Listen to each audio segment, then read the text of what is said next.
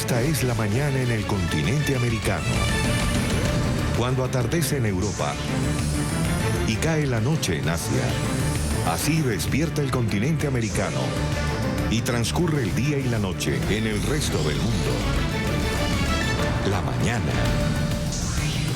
Un buen día tengan todos. Estamos martes 4 de febrero del 2020, Día de la Lucha contra el Cáncer. Según la Organización Mundial de la Salud, cada año se diagnostican 14 millones de personas con esta enfermedad. Vamos a tratar este y otros temas enseguida aquí en la mañana de NTN 24. Soy Ruth del Salto. Bienvenidos todos a la información. Empezamos con lo sucedido en las últimas horas en Estados Unidos. Las primarias demócratas de Iowa, que han comenzado con un fiasco en el recuento de votos. Los resultados de los caucus se han retrasado por problemas técnicos y ciertas incongruencias en los datos. El Partido Demócrata descarta un ataque informático. De momento, el partido se ha limitado a anunciar que los resultados se van a retrasar porque hay inconsistencias. Han recurrido al tradicional papel para comprobar los datos y asegurarse de que tienen la confianza suficiente para anunciar estos resultados. Han negado el hackeo o una intrusión. Los republicanos, en cambio, incluido Donald Trump Jr., el hijo del presidente, se han apresurado a sugerir incompetencia o juego sucio por parte de los demócratas. Con nosotros está Alejandro Rincón, nuestro enviado especial a Iowa en estas primarias demócratas. Alejandro, un buen día para ti. Al parecer estos retrasos que se han dado pueden haberse exacerbado por las nuevas reglas que fueron instauradas justamente después de las elecciones del año 2016. Adelante con tu reporte.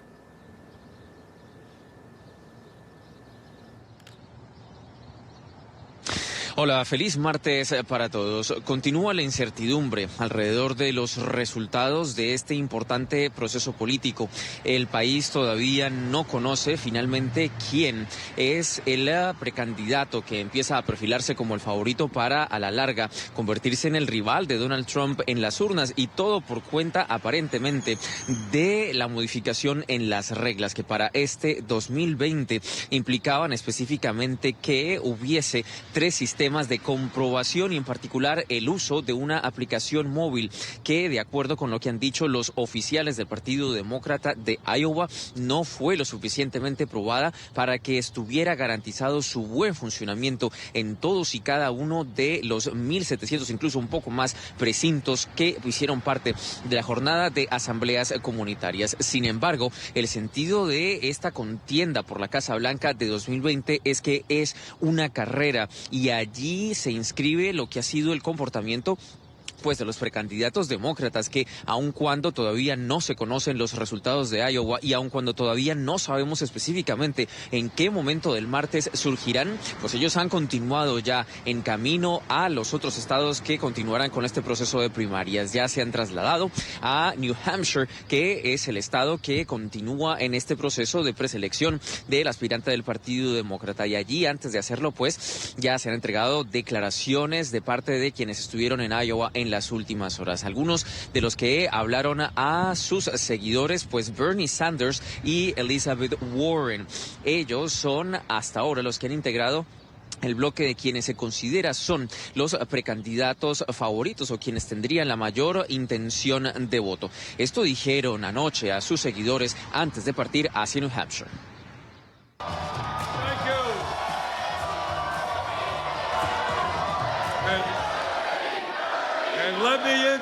Gracias. Y déjenme comenzar diciendo que me imagino, tengo un fuerte presentimiento que en algún momento los resultados serán anunciados. Y cuando esos resultados sean anunciados, tengo el presentimiento de que lo vamos a hacer muy bien.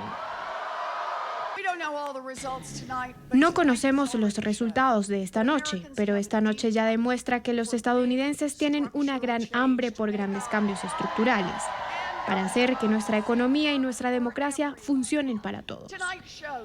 Esta noche mostró que nuestro camino a la victoria es luchar duro por los cambios que los estadounidenses están exigiendo, cambios que los demócratas Independientes y republicanos están exigiendo. Hoy mostró que nuestra agenda no es simplemente una agenda progresista, no es simplemente una agenda democrática, es una agenda estadounidense. Bueno, ahí vemos a los precandidatos exponiendo sus ideas. Lo hizo después el vicepresidente Joe Biden, pero Alejandro, citemos el dato curioso que se dio en este debate. El ex vicepresidente de Obama llevó pizza a las personas que estaban ahí trabajando como voluntarios. Ahí vamos a poner inmediatamente la fotografía del momento en que el ex vicepresidente lleva este alimento a quienes estaban ahí trabajando. ¿Qué dijo el candidato Biden?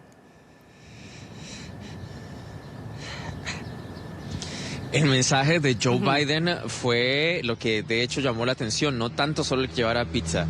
Hay que alimentar a las tropas, el sentido de todos esos personajes que estaban trabajando para la campaña, que luego de largas horas de llamar, de convencer y de intentar atraer la mayor cantidad de seguidores para que participaran a su favor, por supuesto, dentro de las asambleas partidistas, pues justamente llevaba a que estuvieran largas horas prácticamente sin descanso, y allí pues finalmente pues el jefe llegó a decirles: no se preocupen, yo estoy a cargo de ustedes, siéntanse cómodos y les llevo pizza, en un momento que pues obviamente queda registrado allí a través de las redes sociales y que se convierte pues en una de las instantáneas, en uno de los momentos que pues más ha llamado la atención dentro de este proceso de asambleas comunitarias de Iowa.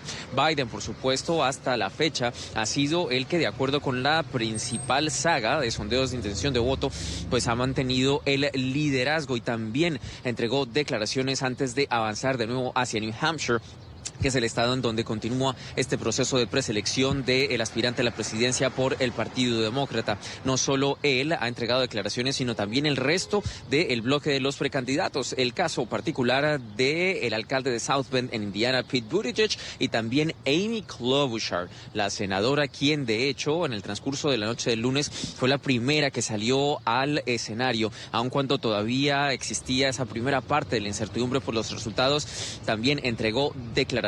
Esto dijeron esos tres precandidatos a la presidencia por el Partido Demócrata. Esto se trata de terminar una era. Bueno, terminar una era, Dios mediante, de un presidente que, miren, esto es más grande que nosotros. Realmente lo es. No podemos permitir que Donald Trump sea reelegido. Estoy listo para darle un nuevo sobrenombre: el expresidente Trump. El expresidente Trump. Tenemos exactamente una oportunidad para vencer a Donald Trump, y no vamos a poder hacerlo yendo demasiado lejos. No vamos a hacerlo a través de la división. Vamos a hacerlo diciendo: es a nuestra manera o nada. Esta es nuestra oportunidad, nuestra única oportunidad de impulsar a una mayoría estadounidense a ganar. Y no se equivoquen, nuestra campaña es la que derrotará al presidente. Nuestro país no puede aguantar otros 4 años de Donald Trump. Nuestro sentido colectivo de decencia no puede aguantar otros 4 años. El Estado de Derecho no puede soportar otros 4 años de un presidente que piensa que está por encima de él. Nuestra democracia no puede tolerar otros 4 años de un presidente que quiere demolerla. El sueño americano no puede aguantar otros 4 años de un presidente que cree que puede escoger quién merece el sueño americano. Su manual no es difícil de entender. Se compone de 3 palabras en realidad: divide y desmoraliza. Bueno, yo tengo un manual de 3 palabras también: une y lidera.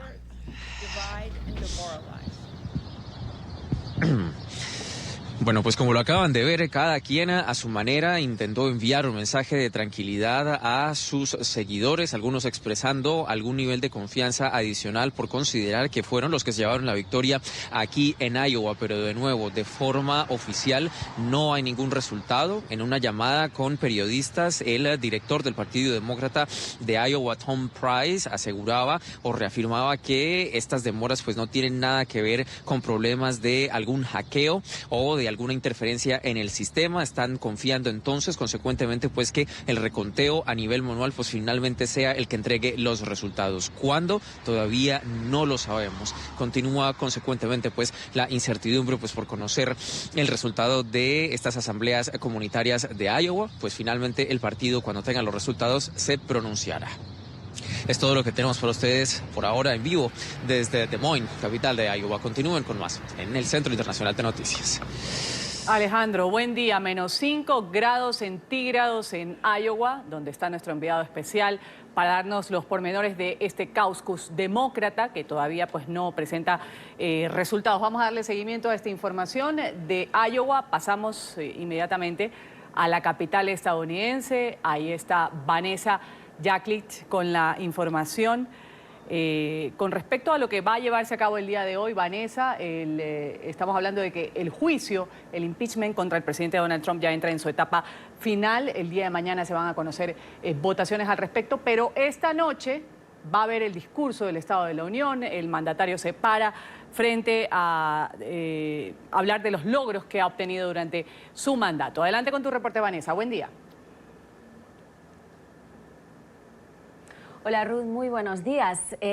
Precisamente el impeachment ya encauza esta recta final con algunas novedades hoy. Por un lado, sin el juez John Roberts, sin el juez del Supremo presidiendo la sesión, y por otro también sin la obligación de mantener absoluto silencio por parte de los senadores, quien desde ayer cuentan con 10 minutos de tiempo cada uno de ellos para presentar sus argumentos finales. Son un total de 100 senadores, por tanto, esa sesión final todavía se alargará hasta mañana y justo antes de la votación final para exonerar al presidente, y que precisamente también concluirá con este proceso histórico de su impeachment. Pero antes de eso, precisamente como avanzabais, a las 9 de esta noche, el presidente Donald Trump se dirigirá a la nación desde el Congreso en su discurso anual sobre el Estado de la Unión.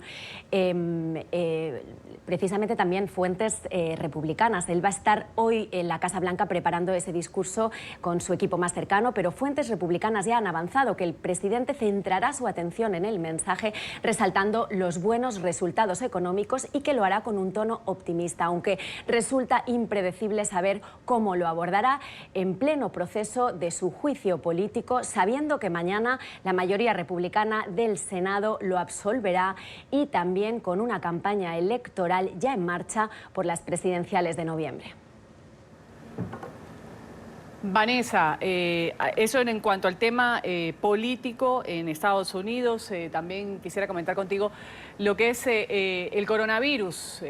China ya ha dicho que Estados Unidos es un poco exagerado con todas las medidas que ha tomado a cabo, que ha llegado incluso a generar cierta alarma que no es necesaria. Eso es lo que dice China, criticando a las medidas que ha adoptado Estados Unidos con respecto al coronavirus. Exacto, esa crisis del coronavirus ha agravado las tensiones entre China y Estados Unidos. El gobierno chino se muestra muy descontento, con gran malestar por ese alarmismo que, según él, Estados Unidos está llevando a cabo. Pero lo cierto es que Estados Unidos ha puesto en marcha todos esos protocolos de actuación. Algunas aerolíneas desde hace semanas ya no están volando al país y han mandado la alerta para que los ciudadanos no viajen a China hasta nuevo aviso. Todo eso después de la alarma internacional de esa emergencia llevada a cabo por la Organización Mundial de la Salud. Y es que solo aquí en Estados Unidos ya hay más de una decena de ciudadanos estadounidenses afectados, y hacemos un balance de lo que está sucediendo en el mundo. Hay más de 20.000 afectados por el coronavirus y 425 muertos a estas horas. Vanessa Yaklich, desde la capital estadounidense, dándonos este reporte. Vamos a continuar justamente con lo que tú dices, el aumento de la cifra de víctimas mortales. En China, según los últimos reportes con respecto al coronavirus, 64 personas han perdido la vida en las últimas horas a causa de la epidemia de neumonía, según el más reciente reporte. El boletín oficial indica que además se han confirmado 3.000 casos nuevos de contagio, por lo que esta cifra. El Ministerio de Salud ha puesto ya en marcha un ensayo clínico para probar un medicamento contra la infección. La sustancia antiviral va a ser probada en 270 pacientes en Wuhan, la ciudad de China central y zona cero del brote viral, en personas con neumonía leve y moderada. Los afectados van a ser elegidos de manera aleatoria.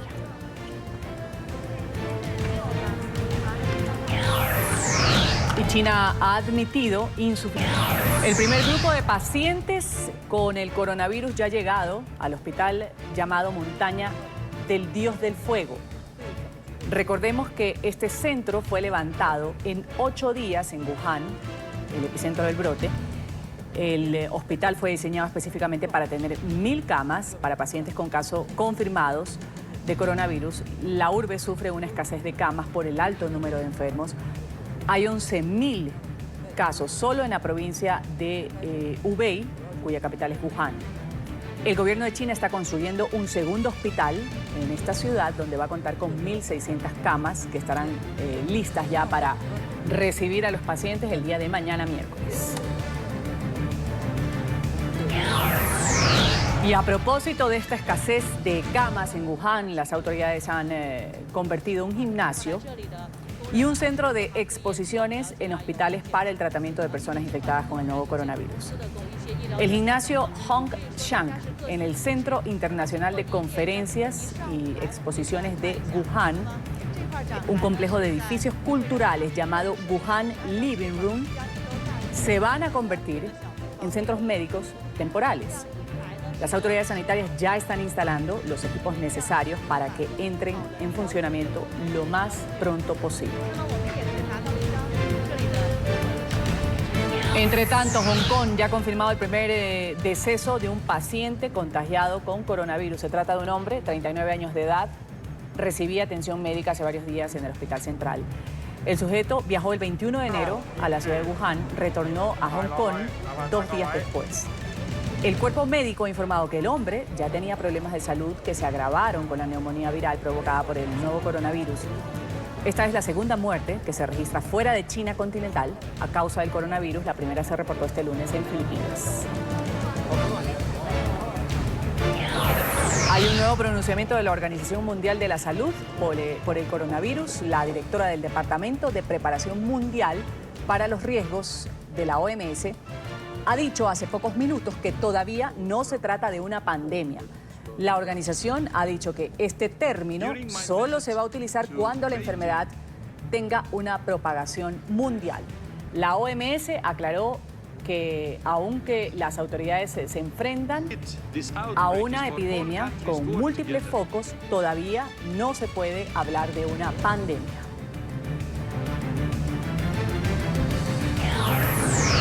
Bajó del buque en Hong Kong a finales de enero. Se le diagnosticó recientemente infección por coronavirus.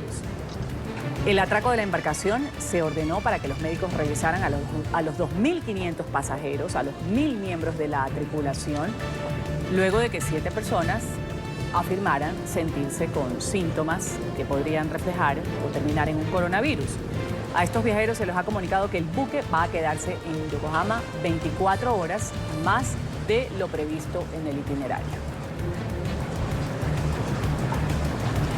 El ministro de Salud de Bélgica ha confirmado el primer caso de coronavirus. El paciente es uno de los 9 ciudadanos belgas que fueron repatriados desde Wuhan el pasado domingo.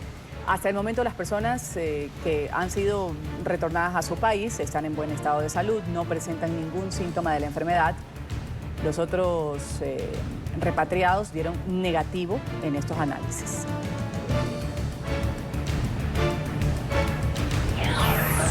Un grupo de estudiantes, ahí los vemos, mexicanos, que habían estado en China, han retornado a México en medio de temores sobre la propagación del coronavirus. Estos jóvenes abandonaron territorio chino en un vuelo organizado por el gobierno francés.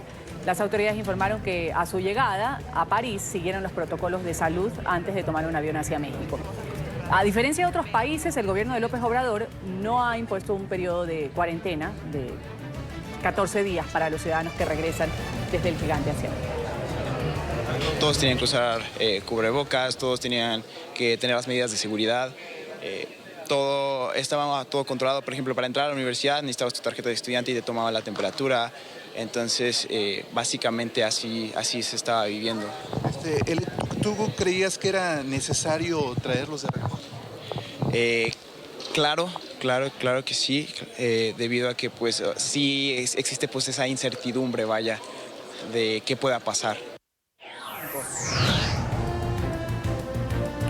Las autoridades sanitarias de Australia han anunciado que no se descubrieron casos de coronavirus en los ciudadanos que fueron evacuados y trasladados desde Wuhan a la remota isla de Navidad. Pese a los resultados de los análisis, son 241 pasajeros del vuelo fletado por el gobierno australiano. Ellos estaban bajo observación durante 2 semanas, el periodo máximo de incubación del virus. El Ministerio de Salud ha dicho que planea mantener a los evacuados en esta isla y tras la cuarentena enviarlos ya a sus ciudades de origen.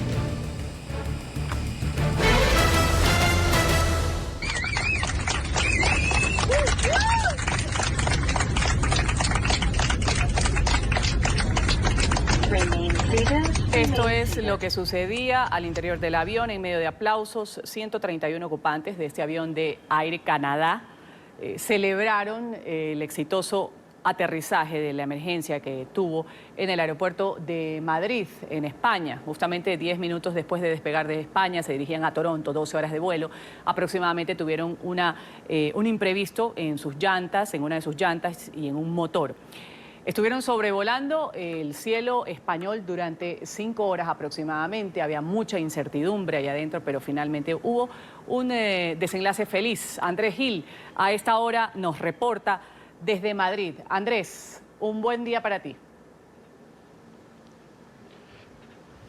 Hola Ruth, muy buenas tardes. 2 de la tarde, 22 minutos en este momento aquí en Madrid, España. Esta historia que ustedes están narrando del avión de Air Canada no solo tuvo un desenlace feliz, sino que tuvo muchos elementos casi que de película. Uno de esos elementos, los pasajeros durante todo el tiempo en que estuvieron sobrevolando en las afueras de Madrid, casi 5 horas, estuvieron comunicados, tuvieron chat, hablaron con sus familiares, pudieron hacer publicaciones en redes sociales, es decir, estuvieron con conectividad a pesar de que se encontraban en una situación de alarma, en una situación de emergencia. Tuvo elementos de película, ¿por qué? Porque al final cuando terminó toda esta odisea que vivieron ayer y gracias a la pericia del piloto pudieron regresar a salvo a tierra, pues constataron el estado tremendamente malo en el que había quedado la rueda, una de las ruedas y del tren de aterrizaje izquierdo. Además, al desprender algunas de las partes de la rueda, también hubo daños impresionantes en el motor izquierdo del avión. De hecho, que el sobrevuelo que sostuvo este avión durante esas casi 5 horas fue con un solo motor, con el motor derecho, porque el izquierdo,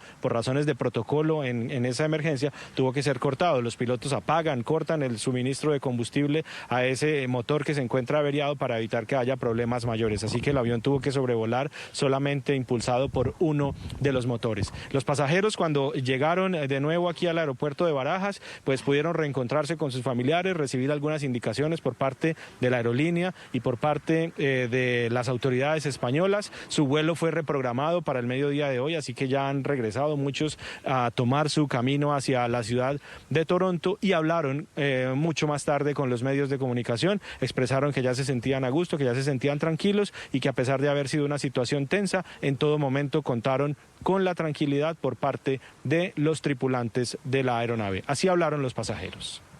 Well, there was a really loud bang. Hubo un sonido muy fuerte cuando despegamos y todo el mundo estaba como preocupado y nos mantuvimos volando bajo por un largo tiempo y el piloto nos dijo que regresaríamos a Madrid, pero teníamos que liberar combustible porque el avión estaba muy pesado, así que dimos vueltas sobre Madrid por unas 5 horas. Estábamos nerviosos al principio, pero hicimos muchas pruebas y dijeron que las cosas estaban bien y que podríamos aterrizar el avión. El piloto nos daba muchas actualizaciones, la tripulación estaba realmente calmada, así que fue muy tranquilo el vuelo. Sí, volamos en círculos y el piloto dijo que la Fuerza Aérea Española nos iba a ayudar, así que vimos a un jet acercarse, mostraron el tren de aterrizaje para que el piloto pudiera revisarlo y luego cuando el jet se retiró, el piloto dijo que lo habían visto bien y que las cosas lucían bien, así que íbamos a soltar más combustible, quemar combustible para tener un aterrizaje seguro. Luego nos sentimos más confiados. Y como te decía Ruth, esta historia tuvo muchos elementos como de película. Otro de esos elementos es la participación de un avión de combate, un avión tipo caza F-18 del Ejército del Aire Español, de la Fuerza Aérea Española, que tuvo intervención en medio de la atención a esta emergencia. A petición del piloto comercial, del comandante de la aeronave comercial que estaba en emergencia, este avión de combate, que es de alta velocidad, fue alcanzó a la aeronave que se encontraba sobrevolando cerca de Madrid y se acercó a tal distancia que pudiese su piloto, el piloto de combate, constatar cuáles eran las condiciones físicas de la aeronave, que no tuviera huecos, que no tuviera daños adicionales a los reportados por el propio comandante de la nave comercial. Constató el piloto militar con sus propios ojos, acercándose en su avión de combate, que tan solo había daños en una de las ruedas y que el motor, aunque estaba averiado, pues no tenía grandes huecos, no tenía unos rotos muy considerables. El piloto militar se comunicó permanentemente no solo con su colega del avión comercial, sino con la torre de control para reportarle qué era lo que estaba viendo, cuál era el alcance de los daños que registraba el avión de Air Canada. Y aquí quedó, así quedó registrado en unas grabaciones de audio esa conversación que sostenían el piloto del avión de combate y la torre de control con el reporte de la situación, de lo que observaba. Además, los pasajeros pudieron grabar desde sus ventanillas también cuando se acercaba ese avión de combate. Fue un momento realmente muy emocionante en medio de la tensión de la emergencia. Aquí está la grabación del audio del piloto con la torre de control. No les he enviado fotos porque Sí, entiendo que acaban entonces ya con el chequeo. Del tren delantero no estaba bien aparentemente, ¿no? Estaba bien. Y del trasero, solo la rueda exterior izquierda trasera estaba dañada, aparentemente. Copy, that was copy. Okay, thank you. No les he enviado fotos porque se ven con poca calidad, pero vamos, que lo veía yo mejor que las fotos. De acuerdo. Pues muchas gracias, Pocorochuno. Pues ya cuando lo desee puede retornar rumbo 335. ¿Repita rumbo, por favor? De rumbo 335. Rumbo 335, mantengo 8000 pies, ¿verdad? Bueno, en principio deje libre la altitud de Air Canada y cuando esté libre en contacto visual con él proceda en ese rumbo. Perfecto, ¿asciendo o desciendo? Mejor 10.000 pies, 10.000 pies sobre 1029. Copiado, pues Air Canada, I'm leaving, turning right, heading 355 and climbing 10,000. Bien, pues con toda esta información que recibió el piloto del avión de Air Canada, finalmente logró aterrizar a las 19:08 hora local de España sin ningún contratiempo. Las autoridades españolas abrieron una investigación de rutina, una investigación de rigor para establecer qué fue lo que pasó. Me despido con un dato adicional en esta información desde aquí, desde Madrid, en España. En enero se registró un incremento en el desempleo en este país. En este momento se reportan que 244.000 personas perdieron el trabajo durante el primer mes del año y que la cantidad de desocupados, la cantidad de personas en el paro llega a 3.250.000 en España. Es la información que puedo ofrecerte por ahora, Ruth. Que tengan muy feliz día usted y sus televidentes. Último minuto. NTN 24. Vamos a agradecer ese reporte desde España de Andrés Gil. Ahora vamos con una información de último minuto que nos llega desde Argentina, 10:27 de la mañana. El juez federal Claudio Bonadío ha muerto este martes a los 64 años de edad. Así lo confirman pues, fuentes judiciales. El magistrado que envió a juicio a Cristina Fernández de Kirchner en la causa de los cuadernos de las coimas. Él enfrentaba una enfermedad que en el último tiempo lo había alejado de la actividad judicial. Bonadío tenía un tumor cerebral, por lo que había decidido tomarse licencia hasta el mes de marzo. En el año 2019 se había sometido a una intervención en la cabeza. Falleció la mañana de hoy, 4 de febrero, en su casa en el barrio porteño de Belgrano. Vamos a enlazarnos inmediatamente con lo que reporta a esta hora nuestra cadena aliada en Argentina, Todo Noticias. Juicio oral y público y bueno, ya Bonadío no interviene porque la tiene en manos un tribunal oral, ¿no? Recordemos que en la causa Cuadernos trabajó también con el fiscal Stornelli, ¿no? Sí, trabajó con el fiscal Stornelli, que daría algún desprendimiento, pero lo que es la causa principal, por que la tiene como jefa de una asociación ilícita la vicepresidenta, está en juicio oral y público, y bueno, y otras tantas causas que por ahora van a quedar a cargo de, obviamente, de un juez subrogante hasta que se nombre un magistrado nuevo, pero la mayoría de esas causas están en etapa de juicio oral y público, así que no hay peligro de que sufran algún tipo de parate o algo. Un juez que ha mantenido siempre el bajo perfil, ¿no? Sergio, teniendo en cuenta las causas verdaderamente trascendentes, importantes que está investigando. Pero bueno, bajo perfil obviamente con su enfermedad, pero bajo perfil además con las causas, porque nunca, no era afecto mucho ni a dar reportajes, no. ni dar una conferencia, ni nada por el estilo. No, son contadas las notas que dio.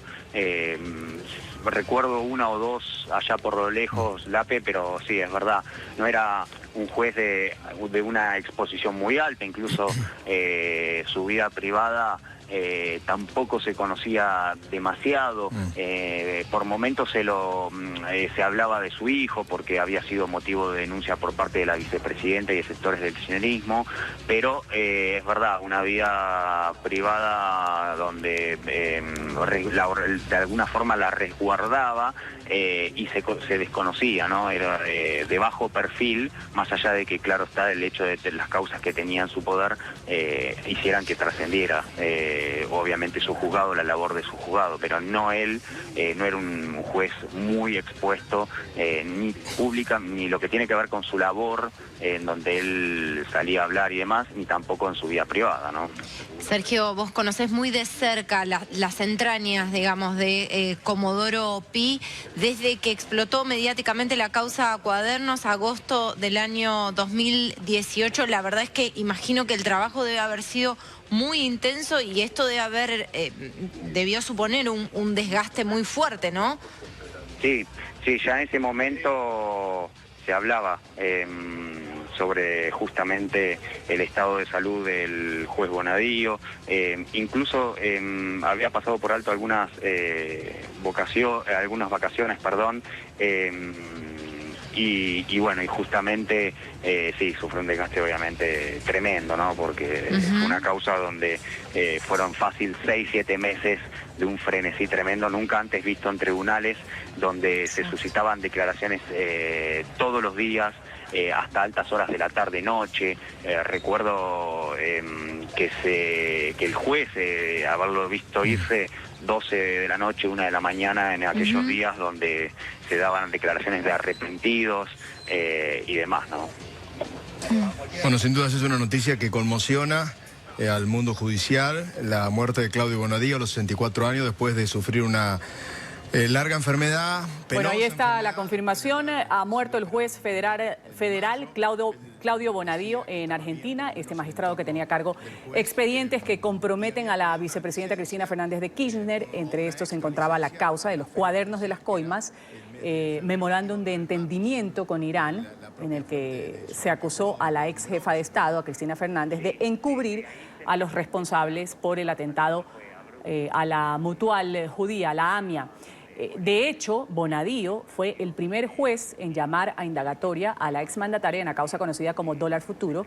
Envió a juicio a Cristina Fernández de Kirchner en más de 5 causas, la citó a 7 indagatorias en un día y le dictó 9 prisiones preventivas. Ha muerto el día de hoy en Argentina después de enfrentar una enfermedad. El juez federal Claudio Bonadío. Vamos a seguir actualizando esta noticia. Más adelante seguimos con otras informaciones de interés internacional. Gran polémica ha suscitado el hecho de que un médico en Bogotá, la capital de Colombia, diera de baja a 3 presuntos delincuentes en un aparente intento de asalto. El médico, que trabajaba cerca de donde ocurrieron los hechos, sacó su arma, disparó contra los presuntos ladrones. Un día después de este incidente se presentó ante las autoridades, estuvo retenido por algunas horas y fue puesto en libertad. Él contaba con un permiso especial, un salvoconducto de porte de armas. Además, su abogado ha demostrado que actuó en legítima defensa, argumentando que fue atacado con arma blanca. De esta manera ocurrieron los hechos. El siguiente es un reporte de nuestra cadena aliada en Colombia Noticias RCN. En este video obtenido por Noticias RCN se ve cómo estos 3 sujetos y quienes serían los presuntos responsables de atracar a este hombre de saco suben al puente peatonal de la calle 121 con 19 en el norte de Bogotá. Claramente se ve al hombre de saco caminando por el puente, lleva unos metros de ventaja, sin embargo los 3 sospechosos lo persiguen. Esta otra cámara de seguridad certifica que los hechos ocurrieron segundos después de las 10:12 de la noche. Y además, en el otro costado de la avenida Novena también queda grabado el vehículo que habría usado la banda para cometer los robos. De acuerdo con las autoridades, y en tan solo segundos, los sospechosos alcanzan a la víctima y en medio del robo, el hombre acciona un arma de fuego, ocasionando la muerte a los 3 individuos. En la grabación también quedó registrado que tras el tiroteo, el vehículo sedán de color blanco y que al parecer transportaba a los sujetos, da reversa y se va del lugar por la avenida Novena hacia el norte de la ciudad. La alerta a la ciudadanía facilitó un plan candado con el que se logró interceptar el carro sospechoso que ya iba en el barrio Restrepo, a 15 kilómetros del lugar de los hechos, y dar captura a uno de los presuntos responsables. En la escena del crimen quedó el arma blanca con la que presuntamente los 3 sujetos iban a cometer el hurto. Y este caso reabre el debate sobre cuál es el límite para que una acción sea considerada legítima defensa y plantea a los ciudadanos varias preguntas. Si una persona armada es víctima de un asalto pero lo evita y mata a sus agresores.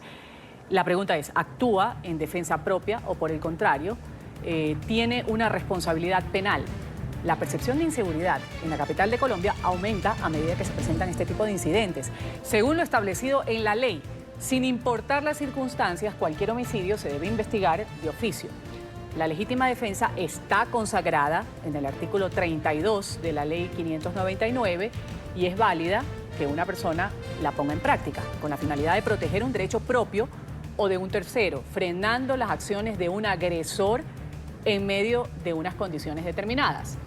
La dogmática penal establece 3 condiciones para que una conducta se enmarque dentro del término legítima defensa: que sea actual, inminente y proporcionada.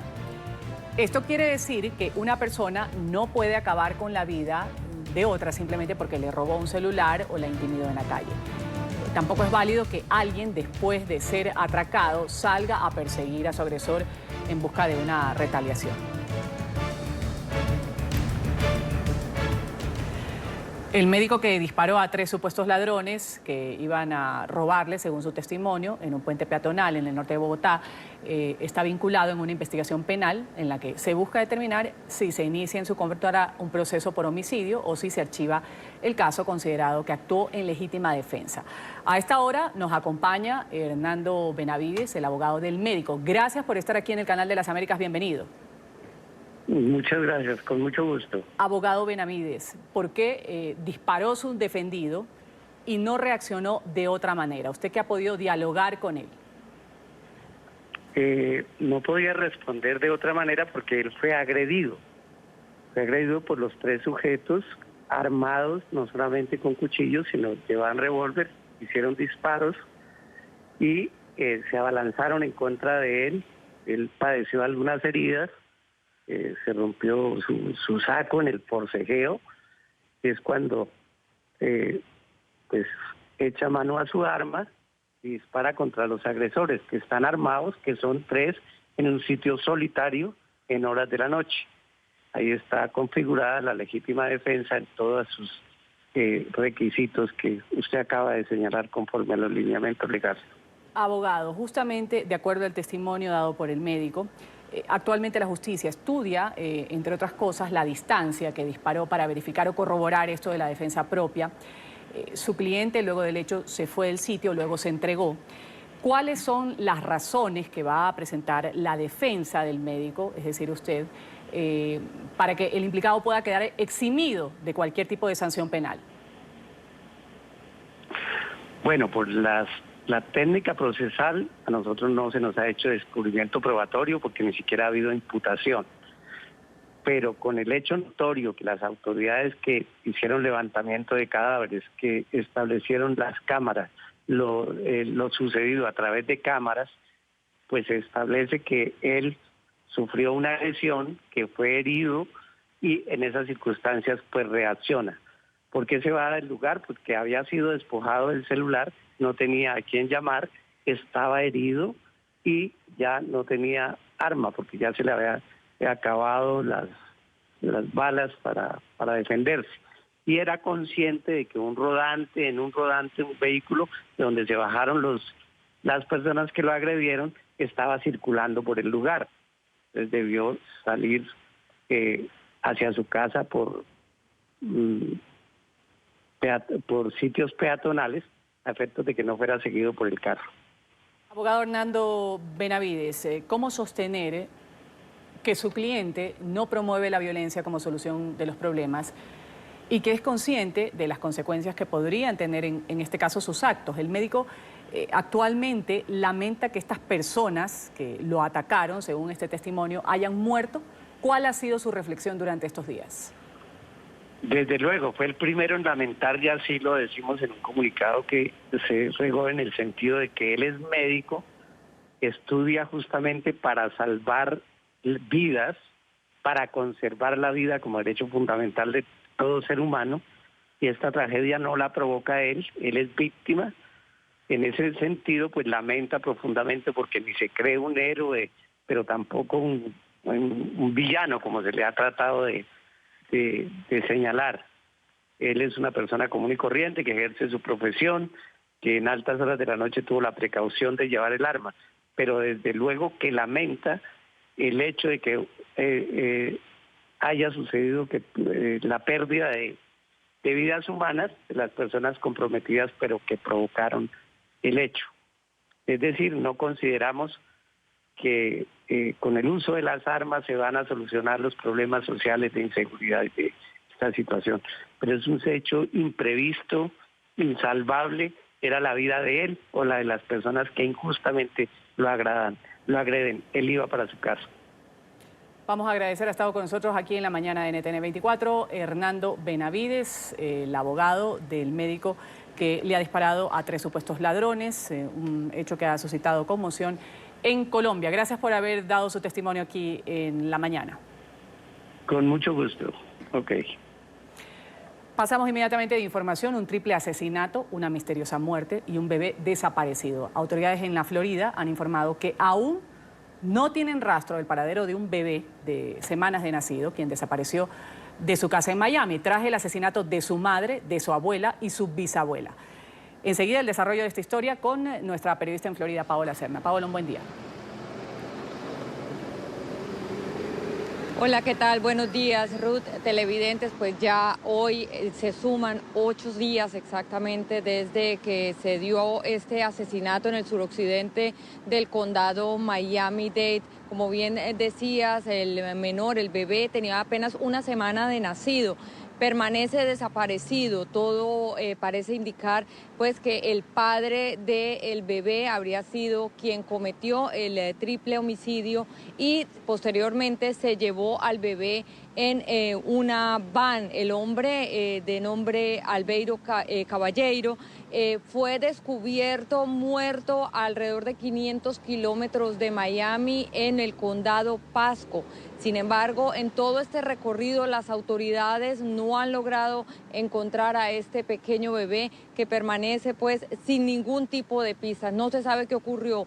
Estaban las autoridades del condado Miami-Dade a cargo de la investigación junto con autoridades del estado de la Florida. Ya el FBI pues a partir de ahora ha comenzado también a trabajar en esta investigación para determinar qué fue lo que ocurrió. Las 3 víctimas mortales pues son la madre, la abuela y la bisabuela del bebé. Ellas eran de origen cubano y ahora los familiares que quedan aquí en Miami están pidiendo pues la colaboración de la ciudadanía para determinar qué pasó con este bebé, que aún pues no se sabe qué ha ocurrido. El padre, como les comento, apareció muerto en una van. Todo parece indicar que se suicidó, pero pues en este trayecto de estos 500 kilómetros desde aquí, desde Miami, donde ocurrieron los hechos, hasta el condado Pasco, que está ubicado más o menos en el centro, en la costa oeste de Florida, están haciendo un barrido las autoridades tratando de ver qué pudo haber pasado con este pequeñito, que por supuesto ha tenido en vilo a la comunidad del sur de la Florida y que sus familiares en este momento están desesperados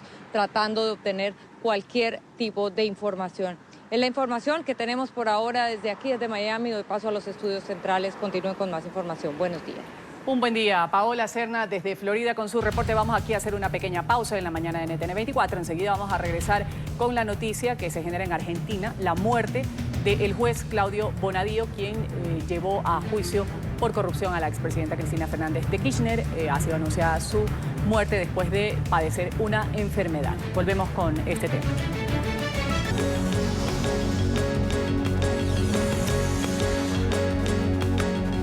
10 de la mañana con 51 minutos, seguimos con la noticia que se registra a esta hora en Argentina. Este martes ha muerto Claudio Bonadío, juez federal que investigaba a funcionarios kirchneristas, incluida la expresidenta y actual vicepresidenta Cristina Fernández de Kirchner, por presuntos casos de corrupción.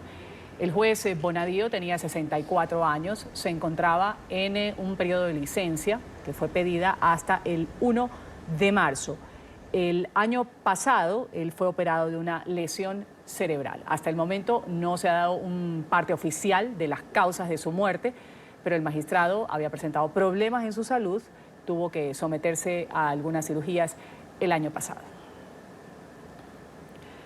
Cecilia Devana, periodista judicial, siempre haciendo sus coberturas en el área, en los tribunales de Comodoro Pi, en Argentina. Está con nosotros a esta hora aquí en el Canal de las Américas, hablándonos un poco de lo que se conoce, de última información, del juez Bonadío, luego de que se ha dado o se ha difundido su muerte. Cecilia, adelante con tu reporte. ¿Qué tal? Buenos días, Ruth. Buen día. Sí, así es. Buen día. Sí, así es. Lo que sabemos hasta ahora extraoficialmente es que el doctor Bonadío falleció en su casa esta mañana a primera hora, acompañado de sus familiares, producto de este tumor cerebral que le había sido operado en mayo pasado. Él trabajó hasta los fines de diciembre. En enero en Buenos Aires es la feria judicial, es el sistema de administración de justicia entra en un receso, del cual él obviamente no asistió a trabajar como la mayoría de sus colegas, y cuando se reanudaba la actividad este lunes, bueno, él había presentado ya un pedido para prorrogar una licencia, unas vacaciones no gozadas. No es que adujo entonces motivos de salud, sino pidió gozar de estas vacaciones que aún tenía a su favor y que se iba a reincorporar el 1 de marzo. Pero no obstante, corrían las versiones de que su estado de salud se había agravado, que había habido una internación durante enero en el Instituto Fleming, que es el instituto de mayor complejidad en cuanto a enfermedades cerebrales en Argentina, donde él había sido operado y tratado después de esa intervención de mayo pasado que bien vos mencionabas antes, y había sido producto de una caída esa intervención, esta internación que él tuvo en enero, porque bueno, aparentemente ya estaba muy débil. Y bueno, y hoy esta mañana nos enteramos todos de la noticia del fallecimiento en su casa particular en el barrio de Belgrano. Ahora, Cecilia, del juez federal que se conoce su muerte, es lo único que se sabe, no hay un parte oficial sobre las razones por las que se habría dado este deceso. 64 años de edad, había llegado al juzgado 11 en el año 1994, durante el gobierno de Carlos Menem. Luego, pues, él fue señalado por la presidenta o la expresidenta argentina, actual vicepresidenta, lo llamaba directamente sicario porque era quien llevaba muchas de las causas judiciales en su contra, las investigaciones, la había llamado a juicio. Ellos fueron enemigos públicos. Háblanos un poco sobre la relación del juez Bonadío con la actual vicepresidenta de Argentina. Sí, Bonadío fue el primer juez que la citó indagatoria a Cristina Fernández de Kirchner el 13 de abril de 2016, apenas 4 meses después de que Cristina Fernández dejara el poder. Él la sentó en su despacho para que ella rindiera explicaciones por la causa que se conoce como dólar futuro, que ya está elevada a juicio oral y público. En esa convocatoria lo que hace Bonadío es citarla a ella junto a quien fue ministro de Economía, Cristina Kirchner, Axel Kicillof, hoy gobernador de Buenos Aires, entre otros funcionarios. Los indaga y luego instruye y procesa a todos ellos. Y cuando Cristina va a declarar, vuelve del sur, donde ella se había ido después de dejar el poder, y la recibe una enorme manifestación en los alrededores de Comodoro Pi. Ese se convirtió no solo en la primera indagatoria de Cristina, sino poco después en su primer procesamiento. Bonadío después la procesaría a Cristina por más de 10 causas. Estamos hablando de realmente muchos expedientes que él instruyó contra la actual vicepresidenta del país. Entre esos, cuadernos de las coimas o cuadernos de la corrupción, como se conoce el mayor escándalo de corrupción en la Argentina en el cual para Bonadío Cristina fue la jefa de una asociación ilícita en torno de los negociados de la obra pública. Esa fue la última causa que Bonadío elevó contra la exmandataria y actual vicepresidenta. Ahora, la relación del kirchnerismo con Bonadío no siempre fue mala. En los primeros años del kirchnerismo, en el Consejo de la Magistratura, que es el organismo encargado de controlar la función de los jueces y eventualmente pedir su juicio político, el kirchnerismo protegió y mucho a Bonadío, que diría que es una relación que se quiebra en el año 2014, pero que hasta entonces había sido muy buena, y a partir de 2014, cuando ya se rompe este vínculo que había de buena sintonía entre Bonadío y el kirchnerismo, bueno, se da la avanzada del kirchnerismo contra Bonadío en el Consejo y del magistrado contra la exmandataria y gran parte de sus funcionarios. El término de juez sicario o juez pistolero, como a Cristina le gustaba hacer referencia de Bonadío, en gran parte es porque el juez en el año 2001, en un presunto intento de asalto que sufrió en un barrio en las afueras de Buenos Aires, era portador de armas, muy buen tirador, bueno, tiró contra dos asaltantes y los mató. Entonces, a partir de ahí, digamos, a raíz de ese episodio, es que Cristina, ya con su enemistad contra el magistrado, lo llama juez pistolero o juez sicario. Es por este episodio en el que él terminó con la vida de dos asaltantes en el barrio de Villa Martelli. De ahí viene el término. Cecilia, gracias por tu reporte, por este contacto con el Canal de las Américas. Cecilia Devana, ella es periodista judicial en Argentina, hablándonos un poco sobre la trayectoria que tuvo el juez Bonadío en los tribunales y lo que tenía que ver en el Poder Judicial. Gracias por estar con nosotros, por tus minutos. Un gusto, hasta luego. Otros temas. Hoy llega a Caracas este grupo de expertos de la Comisión Interamericana de Derechos Humanos. La Comisión de la OEA visita Venezuela para evaluar la situación de derechos humanos y la crisis que hay en los hospitales. En la capital venezolana, nuestro periodista Luis Laya tiene el reporte. Luis, una buena mañana para ti. Ya el régimen de Maduro ha dicho que no los iba a dejar entrar, como era de esperarse. Entonces, ¿esta podría ser una misión estéril?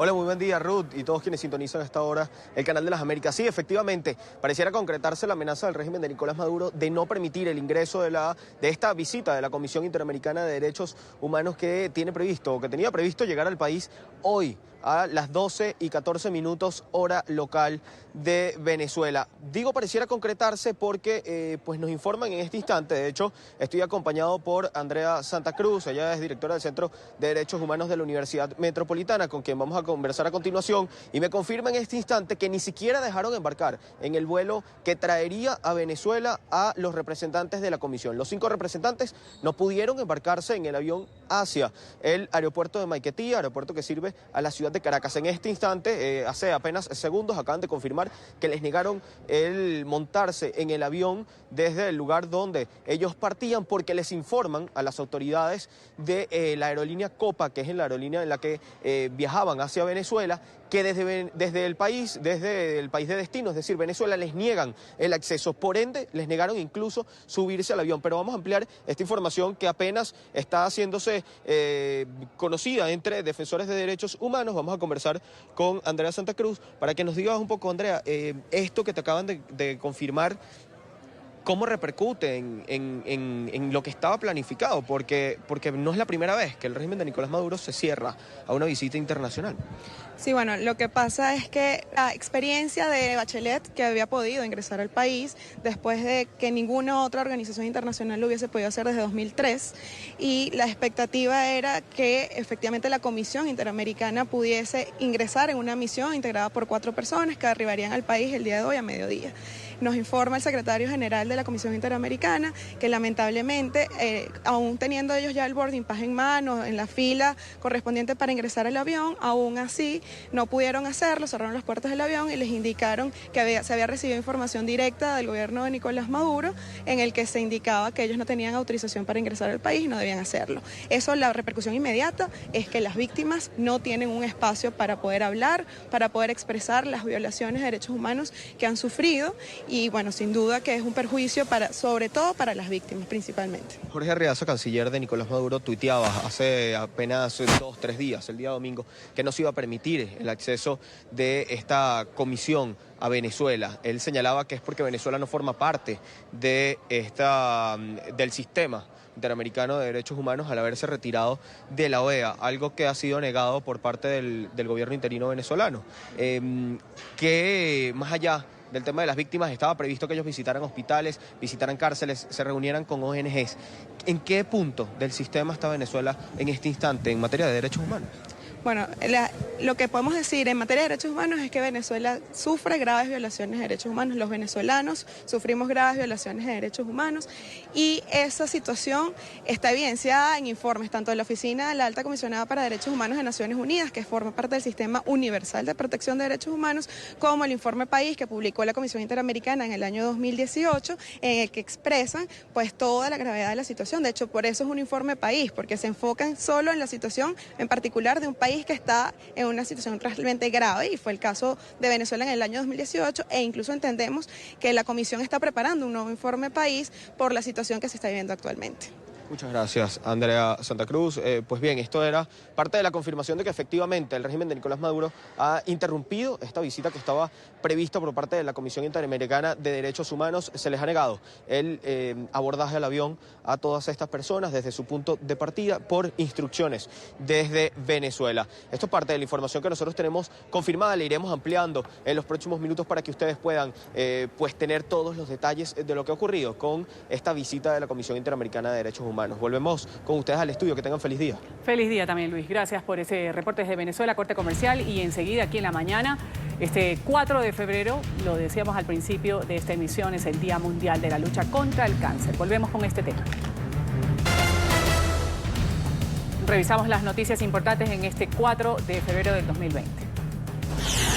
En Argentina ha muerto Claudio Bonadío, juez federal que investigaba a funcionarios kirchneristas, incluida la expresidenta Cristina Fernández, por presuntos casos de corrupción. El juez Bonadío tenía 64 años, su salud se había deteriorado en los últimos meses luego de haber sido intervenido por un tumor en la cabeza. Polémico inicio en las elecciones primarias demócratas en Estados Unidos. Un error tecnológico ha causado una confusión en el escrutinio del caucus que tuvo lugar ayer en el estado de Iowa. Por esta razón han decidido hacer un reconteo de votos. Todavía se desconocen los resultados de esta contienda electoral. Entre los candidatos favoritos está el ex vicepresidente Joe Biden y el senador Bernie Sanders. Aunque negaron un hackeo o una intrusión, los republicanos, incluido Donald Trump Jr., hijo del presidente, se apresuraron en sugerir incompetencia o juego sucio por parte de los demócratas.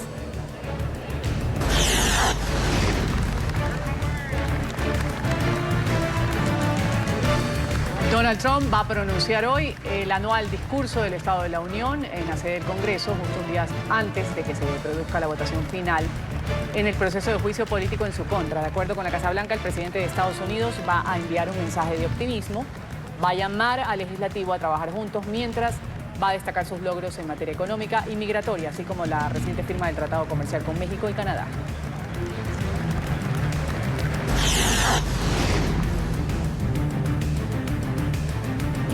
En aumento la cifra de víctimas mortales por el coronavirus en China. En las últimas horas, 64 personas han perdido la vida a causa de la epidemia de neumonía. Según el más reciente reporte, las autoridades aumentaron a 425 víctimas mortales y 20.000 infectados.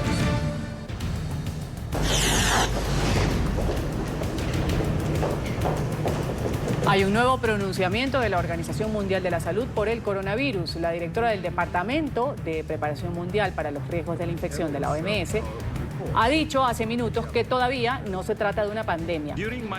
La organización ha argumentado que este término solo se utiliza cuando la enfermedad tiene una propagación mundial.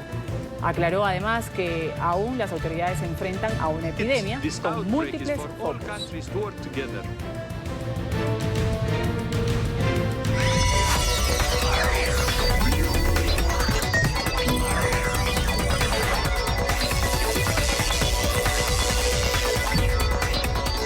Ciencia, salud y tecnología aquí en la mañana de NTN 24. Hasta ahora nos acompaña Álvaro Dávila, quien tiene la información en esta materia. Hoy 4 de febrero, Álvaro, Ruth, buen día días. para ti. Para ti Día también. Mundial de la Día lucha Mundial contra la lucha contra del el cáncer. Así es, una fecha que es promovida por la Organización Mundial de la Salud, justamente el Centro Internacional de Investigaciones sobre el Cáncer y la Unión Internacional contra el Cáncer. El objetivo principal es crear conciencia, movilizar a la sociedad para avanzar en una prevención y el control de esta enfermedad. Exactamente.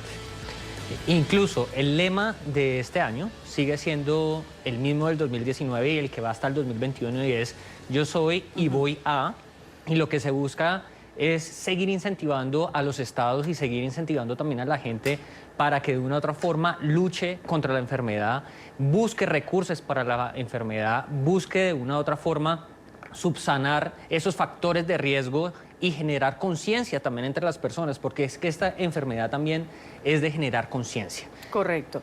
De acuerdo a las cifras de las instituciones que mencionábamos hace un momento, Organización Mundial de la Salud, el Centro Internacional de Investigaciones, cada año se diagnostican en el mundo más de 14 millones de nuevos casos. Esta enfermedad ocasiona además 9.6 millones de muertes al año. Lo que tú has dicho, detección temprana, fundamental, aumenta también esto las probabilidades de llevar un tratamiento y de curarlo. Incluso en el nuevo reporte de la Organización Mundial de la Salud se pronostica que los casos de cáncer aumentarán un 81% en los países de ingresos medios o bajos a raíz de la poca prevención y los recursos para generar esa prevención. Entonces, nuevamente pues, se confirma que esta es, digamos, una enfermedad que hay que tratarla directamente y que hay que enfocarse para generar recursos. Vamos a incorporar en este diálogo a Carlos Alberto Vargas. Él es oncólogo clínico de FICMAC, Investigación Clínica y Molecular en Cáncer. Gracias por estar con nosotros aquí en el Canal de las Américas. Bienvenido.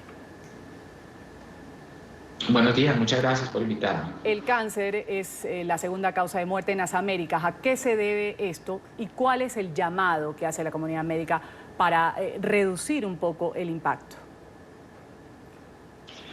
Bueno, primero hay que decir que con el aumento de la población y el aumento de la expectativa de vida y tal vez la disminución de otras enfermedades, el cáncer es una enfermedad que se presenta más frecuentemente a medida que la vida pasa. Las personas tienen expectativas más altas. No quiere decir que sea una enfermedad de personas longevas únicamente, pero pues como todas estas cosas están ocurriendo, pues esperamos que hay muchos casos nuevos de cáncer en los próximos años, como se dice que la prevalencia va a ir aumentando. Entonces, pues tenemos que tener estrategias, como ustedes comentaban, de prevención en los casos que se pueda y de detección temprana para que en caso de presentarse la expectativa de curación sea alta. Hay un informe muy importante a finales del año pasado que por primera vez en muchos Estados Unidos y se relaciona con que pues, la inversión que se ha realizado para la detección temprana y la efectividad de los tratamientos pues han disminuido la mortalidad por cáncer. Desafortunadamente no la presencia de la enfermedad, pero por lo menos que en caso de que se presente muchas más personas se puedan curar. Doctor, ¿cuáles son los tipos de cáncer más comunes o con mayor incidencia en América Latina? En América Latina los tipos de cáncer más comunes, en primer lugar está el cáncer de piel, porque es una enfermedad muy frecuente, pero afortunadamente la mayoría son autolimitados, es decir, que pueden ser curables únicamente con cirugía, y aunque hay que tenerlos en cuenta, pues generalmente no son los que están asociados a metástasis y fallecimiento. Los cánceres más agresivos son los que hemos tenido en los últimos años. En la mujer, el cáncer de mama, el cáncer de cuello uterino y los cánceres ginecológicos. En el hombre, el cáncer digestivo, el cáncer de pulmón, pero también en mujer hay una frecuencia alta de cáncer gástrico, colon y cáncer de pulmón que ha ido en aumento por el hábito de fumar en las mujeres. Entonces, digamos que estas estadísticas sí se han mantenido en los últimos años. El cáncer de lo que llamamos abdomen superior, que es vía biliar, páncreas, han tenido un aumento muy importante, lo mismo que el hepatocarcinoma en los últimos años. Han ido variando levemente, pero los principales siguen siendo los convencionales que acabé de mencionar. Doctor Vargas, en América Latina el cáncer es un problema de salud pública. Vamos a hablar sobre el acceso a tratamientos, diagnóstico y prevención. Varía mucho dependiendo de los países que tienen sistemas de salud con mejor acceso, por lo menos al diagnóstico, como Argentina, como Colombia, son países donde se pueden detectar esos tumores de forma más temprana que en otros países que los niveles de aseguramiento son más bajos. Hay muchas guías, tanto de prevención. Dentro de las prevenciones ustedes han oído muchísimo acerca de las dietas. Realmente las dietas tienen un valor limitado, queriendo decir que una dieta saludable siempre es bueno para cualquier enfermedad, pero no como las personas pretenden que ciertas dietas que no se consume absolutamente carnes rojas o no se consumen azúcares sean completamente preventivas. No estoy diciendo que eso se deba hacer, sino que debe dársele el valor exacto que tiene. Y cada vez está siendo más importante como estrategia preventiva el ejercicio físico. Los centros más importantes en cáncer en el mundo están incorporando estrategias de ejercicio físico para la prevención y también para prevención de recaída en pacientes que han ido subiendo de 2, 3 veces por semana hasta 5 veces por semana en forma muy importante, sobre todo para cánceres digestivos como el de colon y el cáncer mamario. De manera que a veces ve uno que las pacientes y sus familiares se centran mucho en la importancia de la dieta, pero olvidan la parte del ejercicio físico. En cuanto a las estrategias de detección, pues es un campo muy amplio, pero hay guías dependiendo del factor de edad, donde pues las personas deben hacerse determinados exámenes que ustedes han conocido siempre: el antígeno de próstata, la colonoscopia, la endoscopia, la ecografía mamaria, la citología vaginal, que tienen unas guías que son al momento, digamos, muy rigurosas, muy exactas de cuándo se deben hacer y que también depende del tipo de población. Yo creo que otro adelanto que se ha realizado es que se ha podido establecer en ciertas personas que ya tienen cáncer, que tienen una asociación determinada de ciertas mutaciones, y es obligatorio del grupo tratante expresarle al paciente que sus familiares pudieran estar a riesgo y que se hagan las búsquedas genéticas que son en sangre, de si sus familiares tienen una enfermedad heredofamiliar, un riesgo mayor de presentar cáncer, y en esa forma podríamos detectarlos en forma más temprana en los familiares de pacientes que tienen cáncer. Doctor, muchas gracias por haber estado aquí en la mañana de NTN 24. Carlos Alberto Vargas, oncólogo clínico de FICMAC, Investigación Clínica y Molecular en Cáncer. Gracias y un buen día para usted. Muchas gracias, buen día. Álvaro, gracias también por traernos este tema, las cifras también aquí en CST. Vamos a un corte comercial, volvemos enseguida. A ustedes gracias por su sintonía con el canal de las Américas. Quédese con Gustavo Alegret, que ya comienza Club de Prensa. Gustavo, un buen día para ti.